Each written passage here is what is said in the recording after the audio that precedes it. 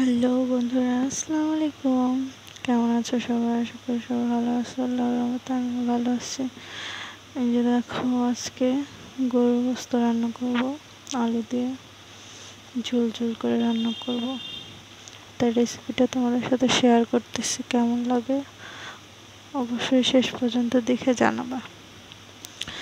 তো ফার্স্টে আমি চুলাইতে একটা পাতিলা বসিয়ে ওখানে দিয়ে দিচ্ছি পেঁয়াজ, তেল, দারচিনি, এলাচ, তেজপাতা। তারপরে দিয়ে দিচ্ছি, একটু ভাজা হওয়ার পরে দিয়ে দিচ্ছি হচ্ছে আদা, রসুন, জিরা, দারচিনি, এলাচ আমি বেটেই দিই। দারচিনি এলাচ বাটাটা দিয়ে দিচ্ছি, দিয়ে ভালোভাবে নেড়ে চেড়ে কষিয়ে নিতে হবে।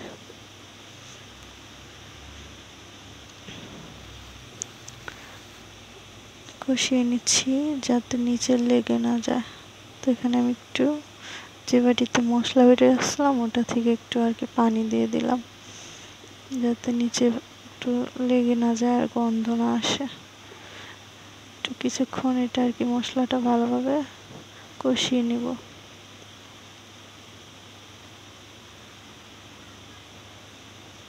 তো এর মধ্যে এখন আমি দিয়ে দেবো লবণ পরিমাণ মতো। আর আমি লবণ একবারে দিই না, দুইবারে দিই। এখন দিচ্ছি, আবার লাস্টে নামানোর আগ দিয়ে নিব, কারণ আমার লবণের আইডিয়াটা সবসময় কমই হয়, বেশি হয় না তো আমি এই জন্য দুইবারে দিই। তো এখানে দিয়ে দিলাম ধনিয়ার গুঁড়া দিচ্ছি মনে হয় 3 চামচের মতো দিচ্ছি। আর দিয়ে দিলাম হলুদ গুঁড়া। সবকিছু রান্নার পরিমাণ বুঝে কে কতটুকু রান্না করবে সেটা সবাই আইডিয়াটা ভালোই জানে। তো দেখো আমি কিভাবে রান্না করি সেটাই তোমাদের সাথে শেয়ার করতেছি। তোমরা সবাই পারো সেটা আমি জানি, কিন্তু আমার মতো আমি শেয়ার করতেছি। তো এখানে দিয়ে দিচ্ছি জিরা গুঁড়া করে রাখা ছিল, ওটা দিয়ে দিলাম। তারপরে দিয়ে দিচ্ছি মরিচ গুঁড়া, একটু ঝাল ঝাল করে রান্না করব।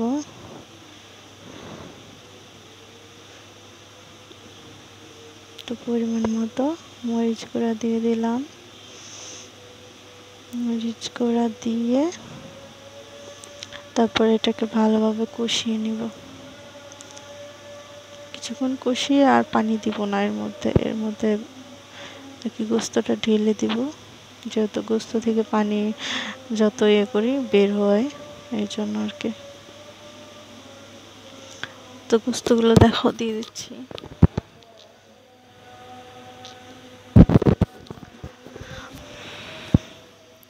তো গরুর মাংসটা ভালোভাবে ধুয়ে রাখছিলাম, পানিটাও ছেঁকে নিয়েছি, তারপরেও পানি বের হবে দেখো।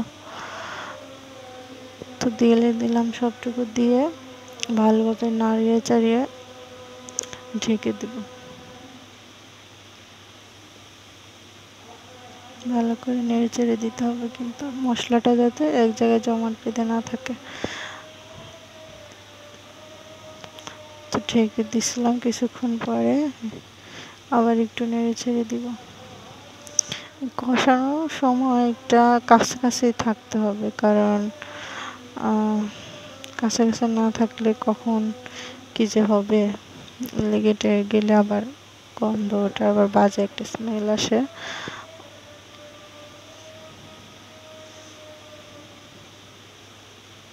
কাছে থেকে নেড়ে চেড়ে দিতে হবে। যে দেখো পানি বের হয়েছে, আমি বললাম না পানি দিতে হচ্ছে না, পানি এমনিতেই বের হবে। এই পানিতে মাংসটা সুন্দর মতো কষিয়ে নেব। তো এর মধ্যে আলু দিয়ে দিচ্ছি আমি।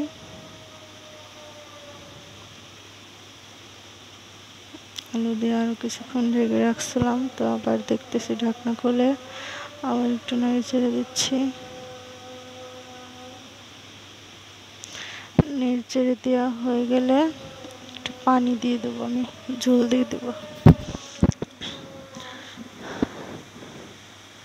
আমি একটু পাতলা পাতলা করে ঝোল রান্না করব, বেশি ঝোলটা ঘন হবে না আর কি। এটা আর কি তাও কয়েকজন মানে 7-8 জন মানুষ খাবে। আমাদের এখানে আর কি কাজ করে, তো ওদের আর কি আজকে রান্না করে আমি বলছি তরকারি দিব, তাই আর কি। তো দেখো